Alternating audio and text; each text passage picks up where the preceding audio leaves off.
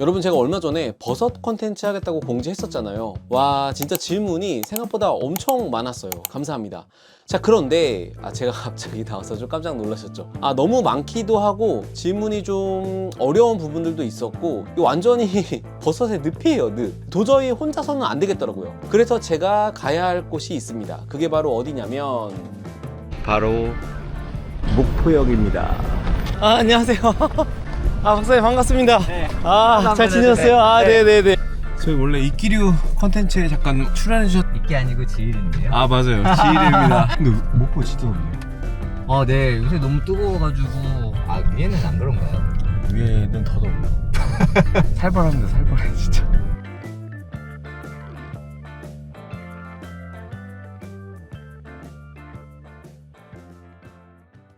네, 안녕하십니까. 저는 섬생물의 모든 것을 연구하는 국립호남권생물자원관의 미생물자원연구부장 조종원입니다. 이 곰팡이랑 버섯의 차이가 뭐예요? 일단 한 줄 요약을 하자면 곰팡이와 버섯은 다릅니다. 쉽게 예를 들면은 우리가 먹는 뭐 빵이나 아니면 과일 같은 것들을 식탁에 이제 실온에 장시간 방치하게 되면은 거기서 뭐 하얀색이나 파란색이나 아니면 뭐 갈색처럼 이렇게 손뭉치 같은 이런 균사체들이 형성되는 것을 아마 한 번쯤은 보셨을 거라고 생각이 되는데, 그걸 보면 우리가 곰팡이가 피었다고 하지 버섯이 피었다고 하지는 않거든요. 그런데 이런 곰팡이들을 사실 펀자이보다는 몰드라는 표현을 쓰기도 하고, 이 곰팡이와 버섯의 이제 가장 큰 차이점은 자실체를 형성하느냐 형성하지 않느냐입니다. 이 자실체는 이제 균류가 포자를 만들어내기 위해서 육안으로 식별이 가능한 기관을 만들어내는 건데요. 이거를 우리는 버섯이라고 부르고 있습니다. 그래서 결국에는 이 두 곰팡이나 버섯은 다 킹덤 펀자이 균계 안에 속해 있지만, 가장 큰 차이점은 이런 자실체를 만드느냐 만들지 않느냐, 이게 가장 큰 차이고, 혹시나 여러분들이 뭐 오늘 내일 삼겹살에 소주를 한 잔 하실 예정이 있으시다면 그때 양송이나 느타리, 새송이 이런 버섯을 드실 텐데, 요게 바로 그 버섯균의 자실체라고 보시면 됩니다. 제 채널이 보통은 생물의 진화를 많이 다루잖아요. 그래서 이제 버섯학자가 봤을 때 이 버섯의 기원은 어떻게 보고 있는지가 좀 궁금하긴 하거든요. 지구의 역사를 이해하고 생물의 진화를 이해하는 데 있어서는 핵심적이고 가장 직접적인 단서가 바로 여러분도 아시겠지만 화석입니다. 근데 이 화석 같은 경우에는 이 버섯이 구조상 좀 약하기 때문에, 그리고 생이 또 짧기 때문에 화석으로 남기가 어려운데, 다행히 최근에 이제 이런 버섯 화석들이 발견이 되고는 있습니다. 그래서 2017년 플러스원 저널에 발표된 지구에서 가장 오래된 버섯 화석이라는 제목의 논문을 보면은, 거기에 우리가 버섯이라고 하면은 떠오르는 이렇게 우산 같은 모양을 가지고 있는 버섯이 있는데, 이 부분이 우리가 그 가시라고 표현하는, 그리고 여기가 기둥이 되는 대, 그리고 이 주름살까지도 상당히 잘 보관이 되어 있어서 이 버섯을 곤드와 나가리사이테스 매그니피쿠스라는 학명을 이렇게 지어줬습니다. 이 논문에서는 이 분류 단위를 목 수준까지만 동정을 했습니다. 왜냐하면 지층에서 발견됐기 때문에 포자를 관찰할 수가 없었거든요.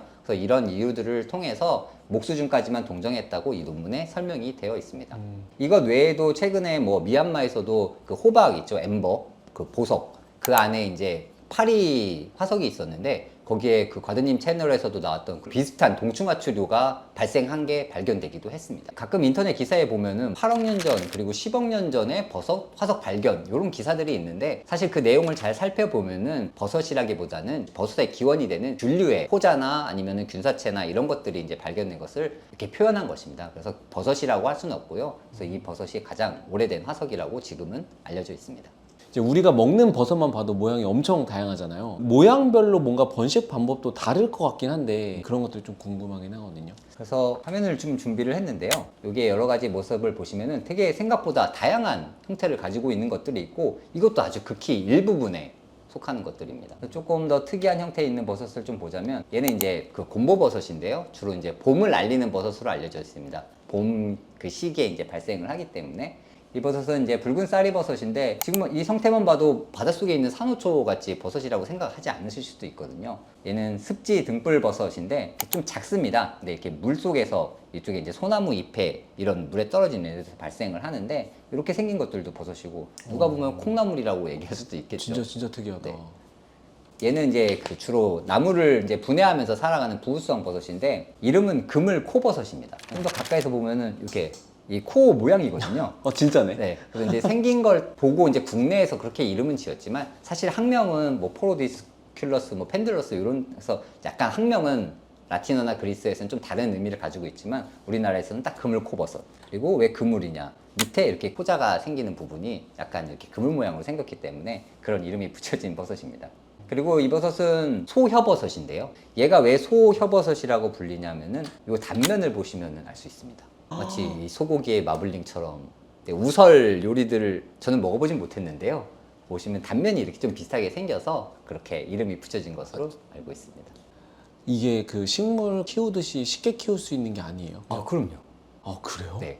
버섯 균은 키우기가 쉽지만 이 자실체를 형성하는 그 뭐랄까 메커니즘은 좀 버섯마다 다르기 때문에 저희가 알 수가 없습니다. 아, 진짜요? 네. 그래서 이제 그런 송이나 이런 것들은 또 외생균군성이기 때문에 재배가 안 되거든요. 그리고 표고나 느타리, 팽이 이런 것들은 뭐 하우스 내에서 톱밥이나 아니면 골목을 이용해서 얼마든지 재배를 할 수 있게끔 지금 개량이 되었기 때문에 우리가 싸고 쉽게 언제든지 이제 구할 수 있는 거죠. 아, 그럼 결국에는 이게 식용 버섯이라고 하더라도 사람들이 먹을 수 네. 있을 정도로 재배를 하려면 네. 그 버섯이 자실체가 어떤 환경에서 잘 성장하는지를 계속 연구를 해야 되는 거예요. 네, 그렇죠. 연구하면서 좀 더 자실체가 튼튼하게끔, 좀 커지게끔, 향이 좋게끔 육종에 또 이제 이런 기술이 들어가야 되는 부분이 있습니다. 금산은 얼마든지 키울 수 있지만 버섯을 만드는 거는 또 다른 얘기다. 네. 네. 근데 얘는 신맛이 납니다. 좀 특이해요. 웬만하면 안 먹는데. 그러니까 이제 예전에 도감에 막 보면은 표현이 막 마일드 이렇게 쓰는 거 있어요. 테이스트가. 그럼 맛이 국명으로 그대로 해석하면은 맛은 온화하다. 막 이렇게 써요. 그럼 도대체 온화한 게 어떤 맛일까? 그래서 이제 일부 먹을 수 있다라고 제가 강력하게 판단이 되는 것들은 어쨌든 제가 공부하는 입장에서 한 번씩 좀 먹어본 적도 있습니다. 얘는 들주발 버섯인데요. 아마 크기는 손가락 아주 커지면 뭐 2마디? 이 정도인데 진짜 이때 좀 예쁜 단계여서 이제 조금 어려서 이제 막 펴지려고 하는 단계에 있는데 아, 되게 느낌은 뭔가 홍시 같은 느낌이 있어서 달콤한 맛이 날 것 같은데 뭐 드셔보셨어요? 무슨 맛이에요? 먹지 않았습니다. 아, 그래요? 네.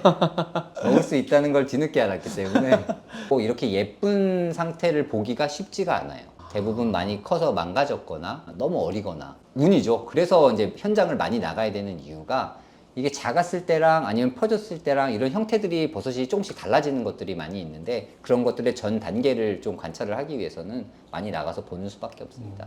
저게 버섯의 리즈네요. 맞습니다. 네, 그렇게 리즈 보시면 될 것 같아요. 시절이라고 네. 보면 되는 거네요. 그리고 얘는 갈색 털 고무버섯인데요. 이 신기한 거는 이를 잘라보면 단면이 젤라틴이나 뭐 우무질이라고 표현을 하기도 하는데 아주 말캉말캉한 촉촉한 이런 구조가 들어가 있습니다. 근데 이게 왜 그러냐고 뭐 인간의 관점에서 생각을 하면은 결국에 이 버섯을 만들어지는 거는 계속 말씀드리지만 포자를 퍼뜨리기 위해서 최대한 오랫동안 버텨야 되는 거잖아요. 그런데 이제 가물거나 이렇게 되면은 이 버섯은 또 수분이 없으면 쪼그라드는데 이런 애들은 나중에 비가 오거나 하면 다시 복원이 됩니다.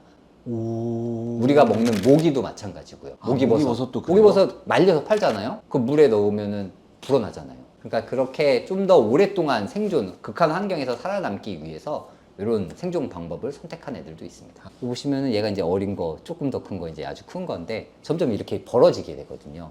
왜냐면 여기에 내 포자가 있는데 어리면은 보호해야 되잖아요. 커지면은 어느 정도 성숙했구나. 부산같이 생긴 버섯도 처음에 이렇게 접혀 있다가 점점 펴지거든요, 가시. 그러면 이제 포자를 내보낼 준비가 되었다. 보여드리고 싶은 건 너무 많은데 우와. 얘는 밤일까요? 진짜 밤 같아요. 뭐야? 그쵸? 버섯이겠죠, 네, 오늘은 당연히? 그쵸, 주제가 버섯이기 때문에 버섯인데 그리고 요거를 잘라 보면은 이렇게 안에 구멍들이 송송송송 있고 여기서 이제 포자가 생성되는데 얘는 국명으로는 한입버섯. 아마 이렇게 한입에 쏙 들어가게 생겨가지고 한입버섯이라고 표현을 한 것 같아요. 근데 이제 이 학명을 보면은 크립토포러스 볼바투스라고 되어 있는데 이 크립토는 히든, 시크릿 이런 뜻이거든요. 숨겨져 있다. 포러스, 구멍이 아까 이렇게 쌓여 있었잖아요. 그리고 이 볼바투스는 주머니 이런 것을 뜻합니다. 그래서 구멍을 숨기고 있는 주머니. 근데 우리나라에서는 한입버섯이라고 이 구멍으로 이제 이 포자들이 나중에 나가게 되는 거예요. 얘를 제가 여기 잘라낸 거고. 근데 저거는 구멍 안에 갇혀 있어서 네. 바람이 불어도 포자가 안 날아갈 것 같거든요. 그래도 날아가죠. 날아가요? 네. 너무 작아서 날아갈 수 있는 건가? 작은 그렇죠. 충격에도? 맞습니다. 그리고 얘가 이상하게 좀 독특한 향을 가지고 있거든요. 생선 비린내라고 표현하는 분들도 있는데 제가 볼 때는 좀 향긋한데 이 냄새를 한 번만 맡으면은 이게 주로 소나무에서 발생을 하는데 산에 가다가 이거 한입버섯 냄새다. 한 번만 맡으면 이거 알 수 있어요. 한 번만 경험. 그러니까 습성 네네. 냄새랑은 좀 다른 거죠. 네네. 그리고 이제 그 생존 전략에 대해서 이제 좀 말씀을 드릴 건데요. 네. 대부분의 그런 우산같이 생겼거나 뭐 나무에 원반처럼 붙어 있는 이런 버섯들은 바람이나 중력에 의해서 이제 포자들을 전반을 시키는데 그렇지 않은 버섯들에 대해서 좀 설명을 드릴 거고, 과드님도 요 버섯을 직접은 못 봤어도 사진으로 적어도 한 번쯤은 보셨을 것 같습니다. 아 그래요? 처음 보는 건데요? 그렇죠. 왜냐하면은 얘는 어린 단계거든요. 얘를 자르면 이렇게 생겼어요. 무슨 망고 같이 생기긴 하네요. 망까진 좋았는데 고가 나왔네. 아 그래요? 망태버섯인가? 맞아요. 아 이게 여기가 바로 그 스커트가 되는 그 부분인데, 얘가 조금 더 크면은 올라오고 이렇게 스커트가 펴지는 거죠. 봤어요. 그쵸? 보셨죠? 네, 봤어요. 네, 아마 사진으로는 많은 분들이 보셨을 거예요. 얘가 대부분 이 스커트 망사 구조를 집중을 하시겠지만 정말 중요한 데는 바로 이 머리 부분입니다. 망사가 아니에요? 네.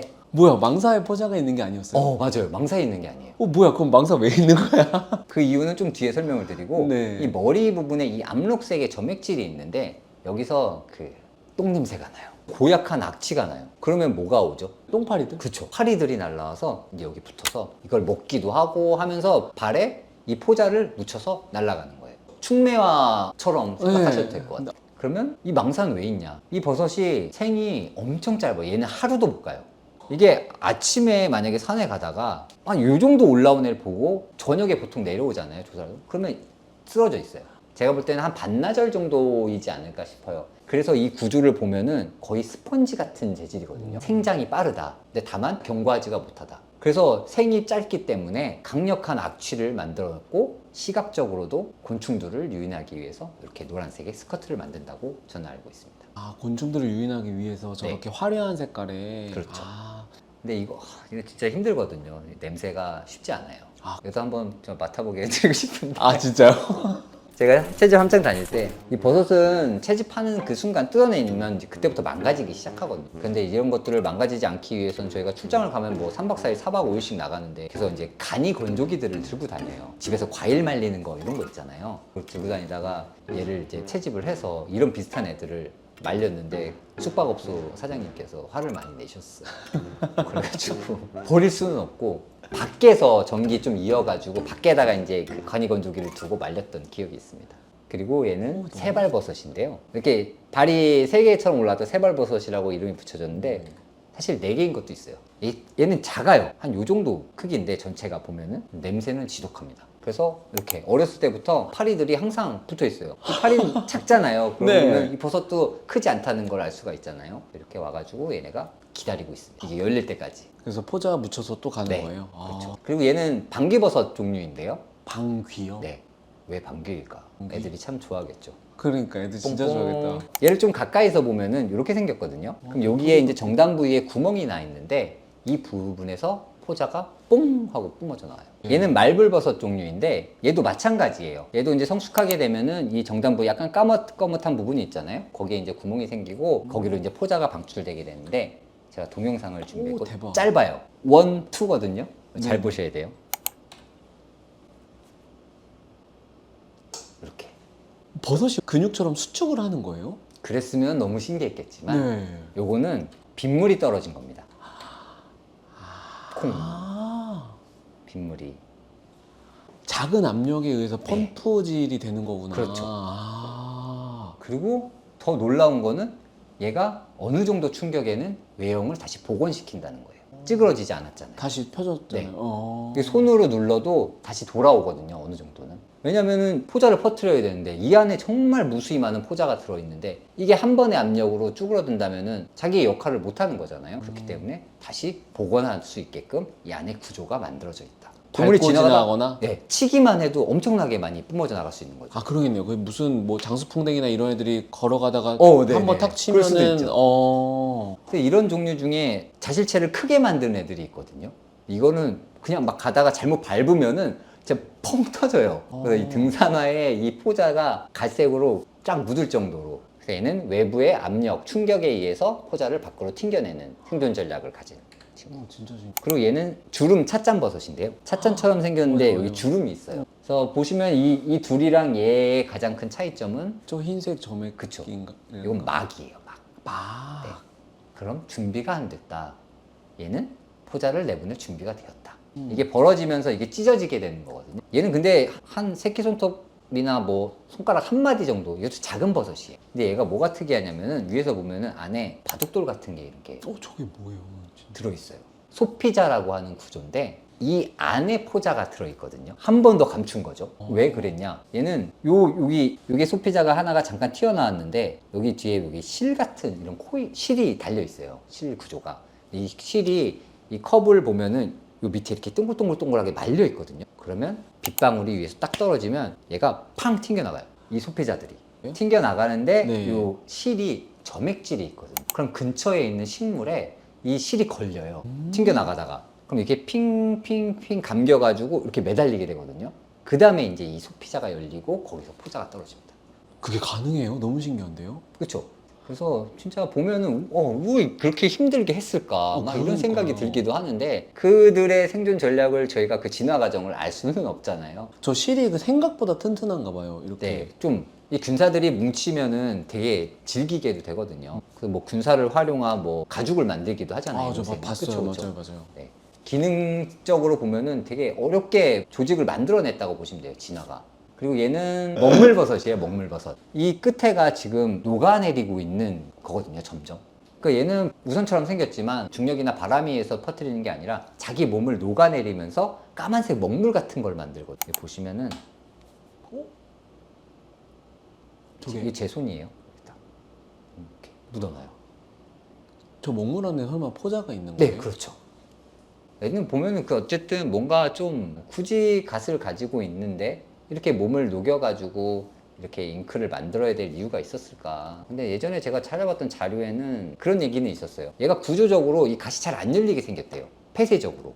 그래서 결국에 이게 안 펴지는 구조로 왜 진화를 했는지 모르겠지만 그렇기 때문에 결국에는 몸을 녹이는 방법을 다시 만들어냈다. 끈적거려요, 박사님 저거? 아니요. 안 끈적거려요? 그래서 예전에는 이게 뭐 썰린 것 같긴 한데 이걸로 그 잉크 대용으로 썼다는 얘기도 있습니다. 냄새도 잘 안 나요. 아, 그래요? 네. 그러면 얘네도 유전적 다양성을 유지하려면 동물의 암수처럼 성별이라고 해야 될까요? 그런 게 있을 것 같은데 얘네들은 어떻게 유전적 다양성을 유지하는지가 좀 궁금하긴 하거든요. 최대한 간단하게만 설명을 드리면은 버섯은 그 암수가 있다기보다는 교배형, 즉 메이팅 타입이 있다고 보시는 게 맞습니다. 그래서 이제 이 버섯의 포자가 만들어지잖아요. 그러면 이제 이 버섯의 포자가 결국에 땅에 떨어져서 발화를 해서 균사가 만들어질 텐데 이 균사가 서로 만나서 이에 개의 균사를 형성해야 자실체를 만들 수 있는 단계로 넘어가는데 이 균사가 서로 융합하지 못합니다. 그 교배형이 같으면. 그래서 이 교배형이 다른 포자에서 나온 균사들이 만나야지만 이 자실체를 만들고 이 자실체에서 다시 포자를 만드는 담작이나 잔황 이런 구조들을 만들면서 거기서 이제 핵융합이랑 감수분열이 일어나서 유성포자를 형성하는 거거든요. 그래서 버섯은 무성생식이 아니라 유성생식을 한다고 얘기해야 합니다. 근데 아마 뭐 무성생식이라고 이제 얘기하는 그것도 저도 본 적이 있는데 무성생식이라고 하면은 사실은 그 균사가 뭐 땅속이나 아니면 나무 속에서 세력을 확장하면서 세포 분열을 하면서 균사가 퍼져나갈 때 그 단계를 무성생식이라고 얘기해야 되지 유성 감수 분열을 통해서 포자를 만드는 거는 유성생식을 한다고 얘기하는 게 맞습니다. 그래서 같은 개체에서 떨어진 그 포자에서는 불임이 될 가능성이 높고 같은 유전자이기 때문에 교배형이 다른 개체에서 만들어진 포자랑 만나야지만 이게 형성이 된다고 합니다. 갑자기 궁금한 게 있는데 식물은 이종 교배가 가능하잖아요. 버섯도 실험실에서 네. 이렇게 이종끼리 뭔가 이렇게 핵융합을 시켜서 하는 연구가 있는지가 좀 궁금하긴 해요. 그거는 제가 찾아보지 않아서 모르는 걸 수도 있겠지만 들은 적이 없어요. 네, 뭔가 어려움이 있지 않았을까요? 왜냐면은 뭐 버섯도 다 각자만의 특색들이 있으니 이거를 좀 합치면은 분명히 더 맞아요. 맛있거나 좋은 게 나올 수도 있는데 식물처럼. 아마 그게 만들어지더라도 그 후에 포자 형성이나 이런 것들이 안 되거나 뭔가 그게 계속 유전적으로 이어지지 않은 뭐 일회성으로 끝나거나 이렇게 되지 않았을까 생각을 합니다. 저도 궁금하네요. 네네. 과장님 갑자기 얘기하시니까 한 갑자기 번도 문득- 생각해 본 적이 없었는데 갑자기 문득 그런 생각이 들었어요. 네, 이건 좀 간단한 질문이긴 한데요. 이 잔항균과 담자균 중에서 조류와 공생하는 녀석들이 대부분 잔항균인데 왜 하필 잔항균이냐 그런 질문이 있긴 했었어요. 날카로운데 어려운 질문이에요. 어쨌든 그 지유류 중에서 담자지유류 그리고 이제 잔항지유류가 있는데 잔항지유류가 99%고 담자지유류가 1%밖에 안 된다고 합니다. 대부분 잔항균류가 이제 지유류를 구성하고 있는 것인데 좀 버섯에 비유해서 제가 생각을 해보니까 이 담자 버섯들이 잔항균류 버섯에 비해서 자실체를 만들 때 훨씬 구조가 좀 복잡하고 정교한 부분들이 많이 있거든요. 그래서 아마도 이런 복잡하게 자실체를 만들 수 있는 능력을 가진 담자균류보다는 좀 더 단순한 구조를 만들 수 있는 잔항균류가 조류랑 공생하는 데는 조금 적합하지 않았나 이런 생각이 들고, 균류의 분화에 있어서 담자균보다 이제 잔항균류가 더 먼저 분화가 되었다는 그런 연구 결과들이 있거든요. 근데 거기에 비추어 보면은 어쨌든 이 잔항균이 좀 더 담자균보다는 빠르게 조류랑 공생을 먼저 시작을 해서 아마 선점 효과에 의해서 그 뒤로 이제 다양하게 진화를 하지 않았나, 저는 이 정도까지만 생각을 해봤습니다. 그 다음에는 이제 독버섯에 대한 얘기를 해야 될 것 같은데요. 이제 네. 구독자분들이 가장 많이 질문한 부분이기도 해서 독버섯이 왜 독을 지녔을까? 일단 생물이 독을 가지게 된 것들은 주요하게 세 가지 정도 이유를 꼽자면은 자기 방어, 그리고 포식, 그리고 이제 경쟁, 세 가지 정도라고 생각을 하는데, 버섯도 여기서 크게 벗어나지는 않을 거라고 생각을 합니다. 어쨌든 버섯은 스스로 움직일 수는 없잖아요. 그리고 목적이 자기의 자손을 멀리 퍼뜨리는 게 가장 중요한 목적을 가지고 있는 게 그 버섯 자실체이기 때문에 아마도 방어 기제가 제일 높지 않을까 싶습니다. 어떤 데서는 대사 과정에서 우연히 생성된 산물일 수도 있다, 뭐 이런 얘기를 저도 본 적은 있긴 한데, 그럼에도 불구하고 다양한 독소들이 있는 것을 보면은 자기를 보호하기 위한 목적이 가장 크다고 저는 생각을 합니다. 근데 특히 인간이 왜 취약한가, 이건 저도 좀 궁금하긴 한데, 다른 포유류들 중에서도 이제 독성이 있는 버섯을 이렇게 먹는 것이 관찰이 되긴 한다고 합니다. 근데 그럼에도 불구하고 중독 증상을 나타내지 않았다는 사례들을 보면은 얘네가 면역은 아니더라도 독소에 둔감한 이런 개체들이 상대적으로 이제 저항성을 가지고 살면서 이런 것들이 이제 형질로 이렇게 남겨졌거나 아니면은 독을 분해할 수 있는 효소를 뭐 더 많이 발현하는 쪽으로 진화를 하지 않았나, 저는 이렇게 생각을 하고 있습니다. 근데 아마도 인간은 버섯을 많이 먹지 않았기 때문에 굳이 그쪽으로 뭐 발현을 시키지 않았을 수도 있고요. 일단 화려하면 독버섯이다, 이건 아주 잘못된 상식 중에 하나이고요. 이게 왜 잘 알려졌는지는 모르겠지만 지금 여기 화면에 보시는 이 버섯도 화려하다고 볼 수가 있겠죠. 얘는 이렇게 생장을 하게 되는데, 얘는 어쨌든 식용 버섯입니다. 물론 화려하면서도 독을 가지고 있는 종들이 있지만 되게 수수하면서도 특별한 특징이 없고 뭐 그냥 대충 뭐 하얀색 뭐 이렇게 있는 특별한 구조도 없는 이런 것들 중에서도 맹독을 가지고 있는 애들이 있거든요. 그래서 이 버섯은 이런 생김새로 절대 구분을 하면 안 되는 것입니다.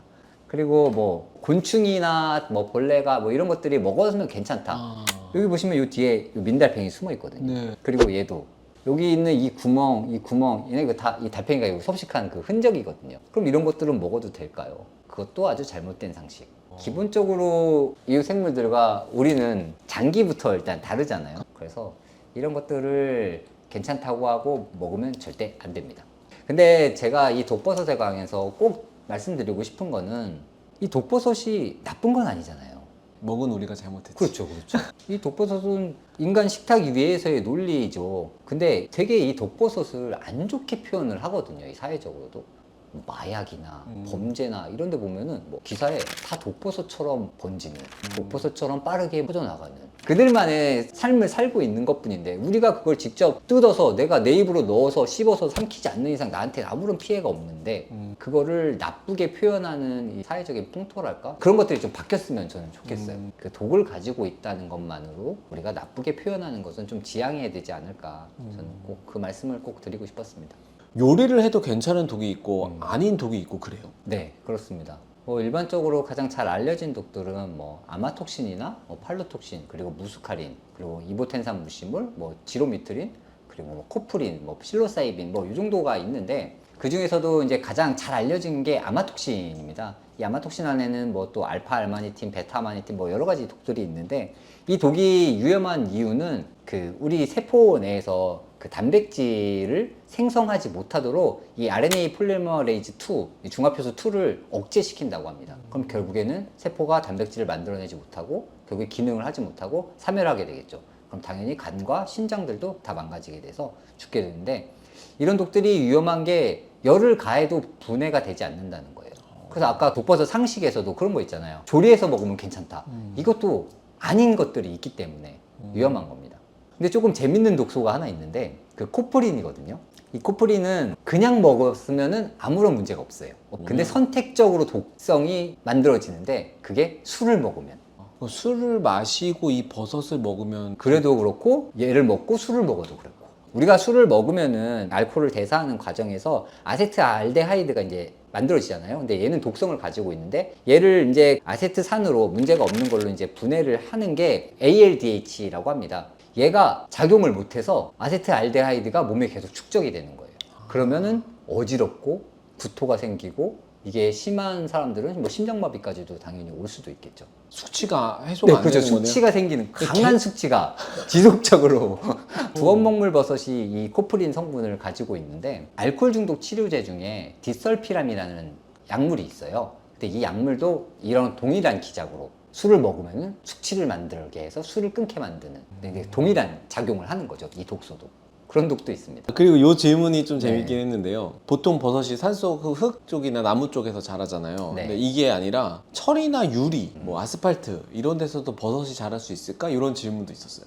안 됩니다. 제가 처음에는 가능하지 않을까 이런 생각을 했는데 철이나 아니면 유리 같은 그 성분만 가지고는 이걸 분해하면서 양분을 얻을 수가 없거든요. 이 버섯의 균사들이. 만약에 시간이 좀 그게 자연적으로 방치가 돼서 거기에 수분도 묻고 뭐 유기물도 쌓이면서 균사가 자랄 수 있는 환경이 되면은 나중에 거기서 뭐 버섯이 어쩌면 균사 생장이 잘 이루어진 다음에 발생할 수도 있겠지만 원천적으로는 먹이원이 될 수가 없기 때문에 저는 버섯이 발생할 수 없다고 말씀드리겠습니다. 벽지나 아니면은 시멘트 같은 데는 우리 눈에는 보이지 않지만 미세한 구멍들이 있거든요. 근데 거기에 뭐 습기들이 조금씩 쌓이고 그리고 이제 유기물들이 조금씩 뭐 공기 중에 있는 것들이 떠다니다가 이제 거기에 붙어서 점점 막 같은 걸 형성하게 되면은 균류가 살아갈 수 있는 환경 조건은 되는 거죠.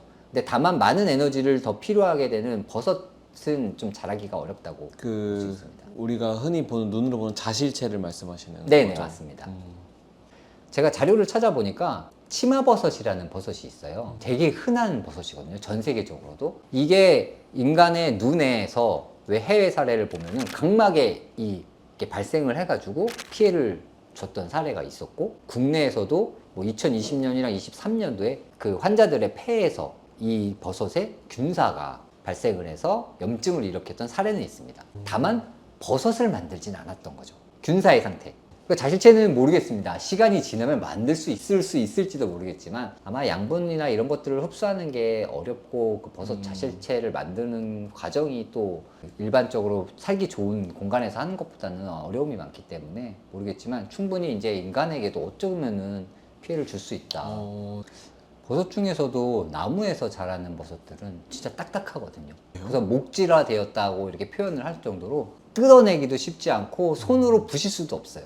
근데 제 생각에는 이 버섯이 그렇게 큰 에너지를 쏟으면서 그런 큰 몸집을 유지할 이유가 없는 것 같습니다. 계속 말씀드리지만 버섯을 만드는 균류의 그 생활사 중에서 정말 일부분일 뿐이잖아요. 포자를 만들어서 퍼뜨리기 위해서만 만들어지는 기관인데 이게 거대하면서 그걸 오래 유지할 필요가 없는 거예요. 기주가 되는 나무 속이나 땅 속에서 균사의 상태로 살아가는 게 사실 이 버섯 균의 진짜 모습이긴 하거든요.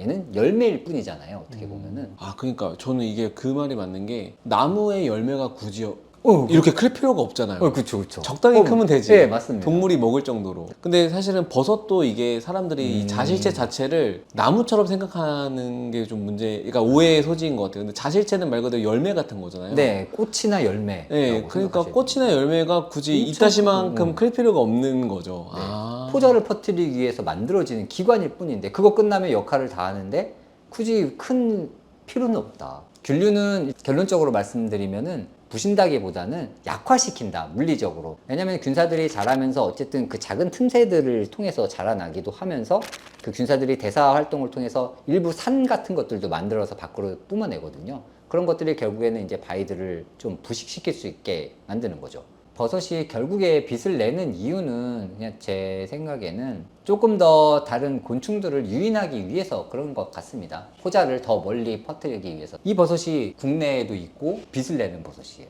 너무 예쁘다. 네, 너무 예쁘죠. 보게 그럼 되면. 보시면 이 까만 것들이 다 곤충이거든요. 밤에도 여기 있다는 거예요. 그래서 얘를 제가 그냥 잘라봤는데요. 사진으로 관찰을 했더니 이 주름살이 있는 데서만 빛이 나는 거예요. 여기 이 조직 스펀지 같은 이런 여기에서는 빛이 나지 않습니다. 이 빛을 내는 버섯들이 전 세계에 한 100여 종 정도가 있는데 어떤 것들은 자실체 전체에서 나기도 하고 어떤 애들은 균사에서도 빛이 나는 애들도 있어요. 어떤 것들은 이렇게 일부에서 나기도 하고 어떤 애들은 밤에만 일주 리듬을 가지고 있는 애들도 있는 거예요. 왜냐하면 계속 에너지를 쓸 수는 없으니까요.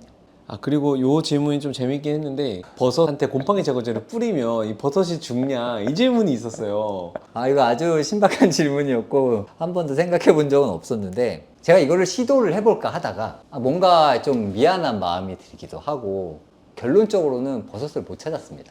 이 더운 시기에 버섯이 잘 발생을 안 할 때가 있어서 그런데 어찌됐든 간에 뭐 우리가 쉽게 마트에서 구할 수 있는 그런 곰팡이 제거제, 균류 제거제 이런 것들은 대부분 그 과산화수소 같은 산화제 아니면은 치아염수산 나트륨 같은 염소계 화합물 이런 것들이 아마 주성분일 텐데 이런 것들이 결국에는 이 균류의 세포벽이나 세포막을 파괴해가지고 그 안에 있는 것들이 뭐 밖으로 나오게 하거나 뭐 아니면 단백질의 변성을 일으키거나 이렇게 해서 파괴가 되는 기작을 가지고 있을 거기 때문에 이 버섯은 그 자체가 균사로 만들어져 있어서 분명히 저는 물리적으로 피해가 생길 거라고 생각이 듭니다. 그래서 요거는 과학드림님께서 마트에서 버섯을 구매하셔가지고 한번 보여주시면 좋을 것 같다.